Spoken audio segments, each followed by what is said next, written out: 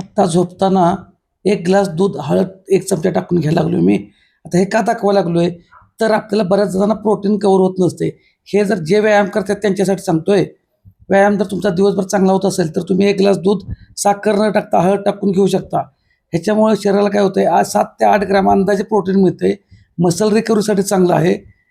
फक्त त्यात साखर न घालता हळद टाकून घ्यायचं आहे. एवढी काय हळदीचे पण गुण चांगले आहेत. त्यामुळं लक्षात ठेवा, आपल्या घरात भरपूर काही मिळत असते. 1 ग्लास दुधातून आपल्याला 7 ते 8 ग्रॅम प्रोटीन मिळते. आता राहिली गोष्ट कॅलरीज. मी जे अगोदर सांगितलं, जे व्यायाम करतात त्यांच्यासाठी 1 नंबर आहे.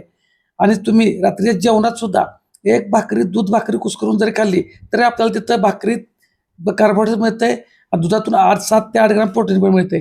अशा पद्धतीने तुम्ही साखर फक्त न घालता अशा पद्धतीने आहार करून आपण प्रोटीन फायबर सुद्धा आहार घेऊ शकतो. घरचंच खाऊया, वजन कमी करूया, पोट कमी करूया. फक्त व्यायामाला कारण सांगितल्यात. व्यायामाला सुरुवात करा.